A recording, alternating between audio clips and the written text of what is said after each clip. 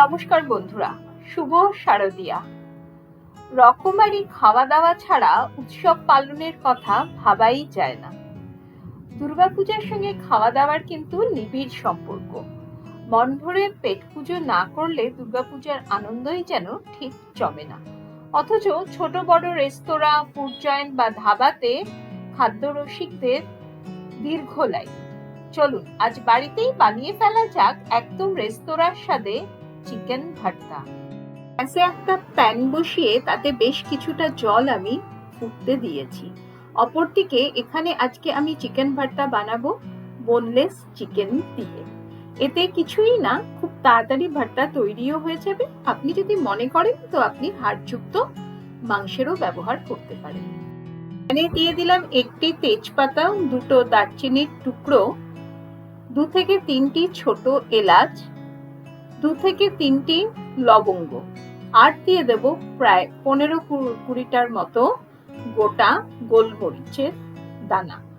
এবারে গ্যাসের ফ্লেমটা লো টু মিডিয়ামে করে খুব ভালোভাবে এটাকে ফুটতে দেব।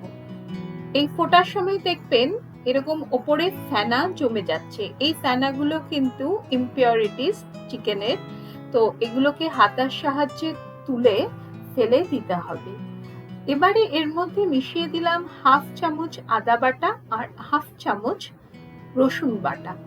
গ্যাসের ফ্লেম হাইয়ে করে মিনিট 5 থেকে 7 ভালোভাবে ফুটিয়ে নিলেই দেখবেন চিকেন সেদ্ধ হয়ে গেছে। সেদ্ধ হওয়া চিকেনের টুকরোগুলো এবারে একটা প্লেটে তুলে ঠান্ডা হতে দেব। আর প্যানে যে চিকেন সেদ্ধ জলটা রয়েছে, মানে চিকেন স্টকটা, সেটাকে স্টোর করে রাখবো। এবারে একটি মশলা তৈরি করে নিতে হবে। তার জন্য ব্লেন্ডিং জার নিয়ে তাতে নিয়ে নিয়েছি 12 থেকে 14টার মতো ভাঙা কাজু, 1 চামচ চারমগজ, 5 থেকে 6টা কাঁচা লঙ্কা আর 2 চামচের মতো টক দই। এবারে এটাকে খুব ভালোভাবে পিষে একটা পেস্ট তৈরি করে নেব।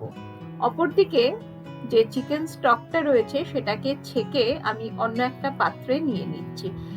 ফ্লেভারফুল চিকেন স্টকটা আপনি নানা ধরনের রান্না বা স্যুপে ব্যবহার করতে পারেন।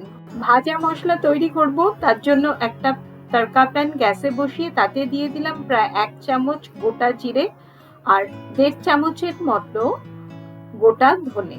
গ্যাসের ফ্লেম লোতে রেখে এই মিনিট খানেক গোটা জিরে আর ধনেটাকে ভালোভাবে ভেজে নিতে হবে। খেয়াল রাখবেন যাতে পুড়ে না যায়, কিন্তু ভালোভাবে রোস্ট হয়ে যায়। এবারে এটাকে ঠান্ডা করে পিষে রেডি করে নেব। অপরদিকে কিন্তু চিকেন ভালোভাবে ঠান্ডা হয়ে গেছে। এবার হাত বা ফর্কের সাহায্যে চিকেনগুলোকে খুব ছোট ছোট টুকরো করে নিচ্ছি। তবে আমি এখানে বাইট সাইজ টুকরো করছি, যাতে খাওয়ার সময় মুখে ভালোভাবে চিকেনের স্বাদটা গ্রহণ করা যায়। চিকেন ভর্তাতে ডিমের ব্যবহার করব বলে অপর একটি পাত্রে 2টো ডিম ফুল বয়েল করে নিচ্ছি। এবারে গ্যাসে একটি কড়াই বসিয়ে তাতে দিয়ে দিলাম 2 চামচ সাদা তেল। ভর্তাটা সাদা তেলে করলেই ভালো। আর দিয়ে দেব 2টো মাঝারি মাপের পেস্ট করে রাখা পেঁয়াজ। সঙ্গে দেব 1/2 চামচ রসুন বাটা। এবারে রসুন আর পেঁয়াজটাকে খুব ভালোভাবে কিছুক্ষণ সাঁতলে নিতে হবে, যতক্ষণ না এই রসুন আর পেঁয়াজের কাঁচা গন্ধটা চলে যায়। এবার এর মধ্যে মিশিয়ে দিলাম 1/2 চামচ আদা বাটা। একইভাবে আদাটাকেও ভালোভাবে একটু তেলে ভেজে নিতে হবে। দিয়ে দিচ্ছি স্বাদ অনুসারে লবণ, আর দেব প্রায় 1/2 চামচের মতো হলুদ গুঁড়ো, সঙ্গে 1 চামচ লাল কাশ্মীরি লঙ্কা গুঁড়ো। এবারে গুঁড়িয়ে রাখা যে ভাজা মশলাটা, মানে গোটা জিরে আর ধনের পাউডার থেকে 2 চামচ এর মধ্যে মিশিয়ে দিলাম। আপনি চাইলে কেনা ধনে জিরে গুঁড়ো ব্যবহার করতে পারেন, তবে এভাবে রোস্ট করে ব্যবহার করলে স্বাদ গন্ধ দুটোই ভীষণ ভালো হয়। মশলা কষতে কষতে যদি দেখেন যে কড়াতে লেগে যাচ্ছে, তখন কিন্তু এখানে তৈরি করে রাখা চিকেন স্টকটা ব্যবহার করবেন। এখানে আমি সামান্য 2 থেকে 3 হাতার মতো চিকেন স্টকটা দিয়ে এবারে খুব ভালোভাবে মশলাটা কষিয়ে নেব। ততক্ষণ পর্যন্ত কষাবো যখন মশলার থেকে হালকা তেল ছাড়তে না শুরু করে। এবারে এর মধ্যে মিশিয়ে দিচ্ছি 2 চামচ টমেটো কেচাপ। ইচ্ছে হলে টমেটো পিউরেরও ব্যবহার করা যেতে পারে। কেচাপটা ভালোভাবে মশলার সঙ্গে মিশিয়ে দিচ্ছি। আস্তে আস্তে দেখবেন মশলা কষাতে কষাতে তেল কিন্তু সাইড থেকে ছাড়তে শুরু করে দিয়েছে। এই সময় মিশিয়ে দেব 1 চামচ গরম মশলা গুঁড়ো।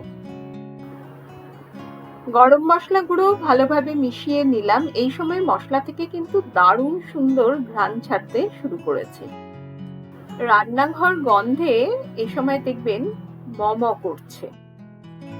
এবারে কাজু, চারমগজ, দইয়ের মিশ্রণটাকে কড়াইতে দিয়ে দেব।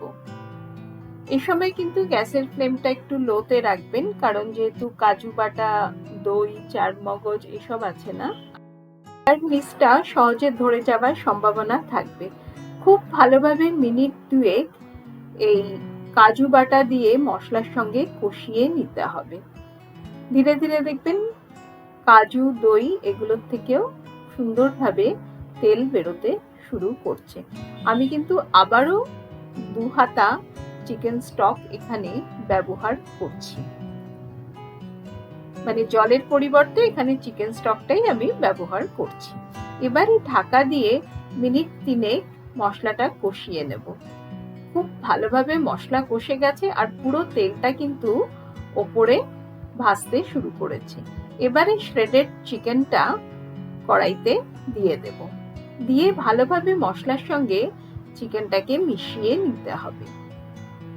এখানে বোনলেস চিকেন ব্যবহার করাতে খুব সহজেই চিকেনটাকে শ্রেড করে নেওয়া গেছে। এবার হাড়যুক্ত চিকেন ব্যবহার করলে এমনি কিছুই না, আবার হাড় থেকে চিকেনটা আপনাকে আলাদা করে ছাড়িয়ে নিতে হবে। যাই হোক, এবার ভালোভাবে চিকেনটাকে দিয়ে কষিয়ে নিচ্ছি। ওপর থেকে ছড়িয়ে দেব বাড়িতে জমানো 2 চামচ দুধের সর। আমি আজকে এখানে ফ্রেশ ক্রিমের ব্যবহার করিনি, কারণ বাড়িতে ছিল না। আপনি চাইলে এখানে 2 চামচ ফ্রেশ ক্রিমও এই সময়ে অ্যাড করে দিতে পারেন। সেটাও খুব ভালোভাবে চিকেন ভর্তার সঙ্গে মিশিয়ে নিচ্ছি। কড়াইটা ঢেকে এবার গ্যাসের ফ্লেম লোতে করে মিনিট 2 মজিয়ে নেব। ওপরে কিন্তু খুব সুন্দরভাবে তেল ভাসছে। এবারে ছড়িয়ে দেব বেশ কিছুটা কুচিয়ে নেওয়া ধনেপাতা। ধনেপাতাটা ভর্তার সঙ্গে মিশিয়ে দিলাম। রান্না কিন্তু প্রায় আমাদের শেষের পথে। আর ওপর থেকে দিয়ে দেব প্রায় 1 চামচের মতো রোস্টেড কসুরি মেথি। শুকনো খোলায় একটু রোস্ট করে নিয়েছি কসুরি মেথিটা, তাতে না এর গন্ধটা আরো বেশি করে বেরোতে থাকে। এবারে কসুরি মেথিটাও ভালোভাবে ভর্তার সঙ্গে মিশিয়ে দিচ্ছি। আচ্ছা, আমি এখানে ভর্তাটা একটু গ্রেভি যুক্ত করেছি, কারণ এটা আমি সার্ভ করব আমার বাড়িতে তৈরি বাটার গার্লিক নান দিয়ে। আমার চ্যানেলে অলরেডি বাটার গার্লিক নানের রেসিপি দেওয়া আছে, আপনারা চাইলে দেখে নিতে পারেন। আমি ডেসক্রিপশনে লিংক শেয়ার করে দেব। এবারে এর মধ্যে মিশিয়ে দিলাম কিছুটা বাটার। আপনি চাইলে কিন্তু এই চিকেন ভর্তাটা আরেকটুও গ্রেভিটা টানিয়ে ড্রাই করে নিতে পারেন, তবে আমার ওই যে বললাম রুটির সঙ্গে খেতে একটু গ্রেভি যুক্ত চিকেন ভর্তা বেশি ভালো লাগে। চমৎকার সুস্বাদু এই চিকেন ভর্তা আপনি সার্ভ করতে পারেন পরোটা, নান বা কুলচা সহযোগে। সঙ্গে পরিবেশন করতে পারেন রায়তা বা স্যালাড। আর অবশ্যই থাকতে হবে যে কোনো কোল্ড ড্রিঙ্কস। তাহলেই কিন্তু সপ্তমীর ডিনার জমে ক্ষীর। ভর্তাটা গার্নিশ করে নিচ্ছি অল্প কিছুটা কুচনো ধনেপাতা আর বাটারের টুকরো দিয়ে। আচ্ছা, এবারে সেদ্ধ করা ডিমটাকে ছুলে নিয়ে আমি এরকম কেটে কেটে পাশ দিয়ে দিয়ে দিচ্ছি। এমনিতে চিকেন ভর্তাতে কিন্তু ডিম কুচিয়ে এর সঙ্গে মিশিয়ে দেওয়া হয়। ডিমে অ্যালার্জি থাকার দরুন ডিম খান না বলে আমি ডিমটাকে কুচিয়ে সাইডে এভাবে দিয়ে দিলাম।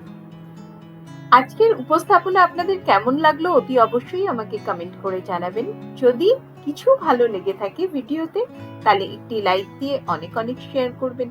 আমার চ্যানেলে যারা নতুন বন্ধু তাদেরকে রিকোয়েস্ট করব চ্যানেলটিকে সাবস্ক্রাইব করে আমার পাশে থাকার, যাতে যখনই আমি নিত্য নতুন আর অভিনব সব রান্নার ভিডিও আপলোড করব আপনাদের কাছে নোটিফিকেশন পৌঁছে যাবে। আজ তাহলে এ পর্যন্ত।